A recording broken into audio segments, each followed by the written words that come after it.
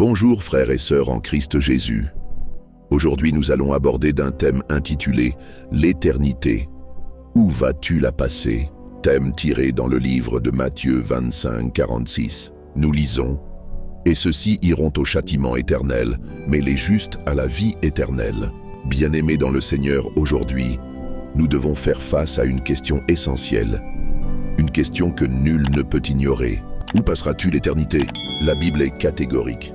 Après cette vie, il n'existe que deux destinations possibles. Avec Dieu dans la gloire éternelle, ou dans les temps de feu loin de sa présence. Il n'y a pas de troisième option, pas de neutralité possible. Le choix est devant toi et il doit être fait maintenant. Premièrement, l'éternité est une réalité. Beaucoup vivent comme si cette vie était tout ce qui existait.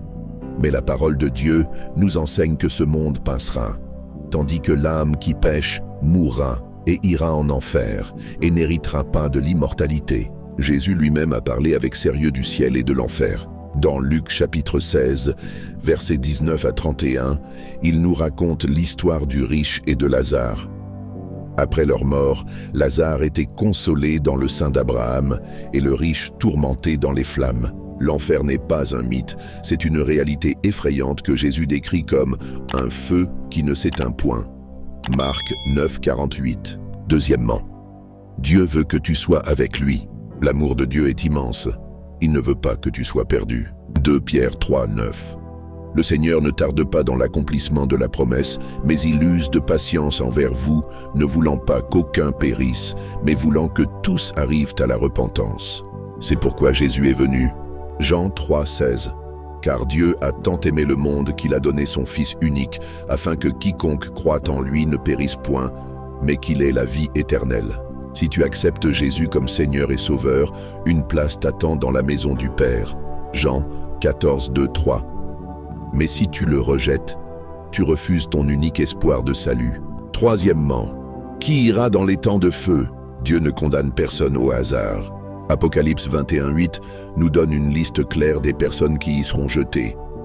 Quant aux lâches, aux incrédules, aux abominables, aux meurtriers, aux impudiques, aux enchanteurs, aux idolâtres et à tous les menteurs, leur part sera dans l'étang ardent de feu et de soufre, ce qui est la seconde mort.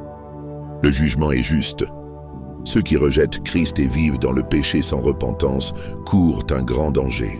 Mais aujourd'hui, Jésus-Christ tend la main. Quatrièmement, comment être sauvé et éviter l'enfer?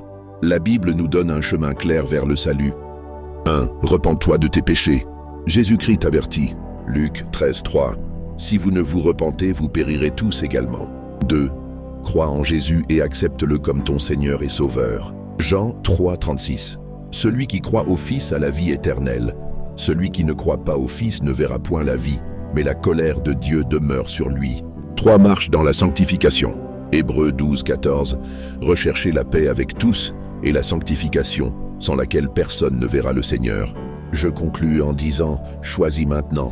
Où passeras-tu l'éternité? Ce choix n'est pas pour demain, il est pour aujourd'hui. Jésus est la porte. Jean 10, 9.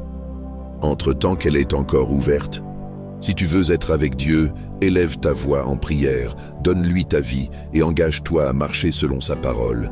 Le ciel est prêt pour toi. Mais es-tu prêt pour le ciel? Ne remets pas ta décision à plus tard. Choisis la vie éternelle avec Dieu maintenant. Que Dieu te bénisse abondamment.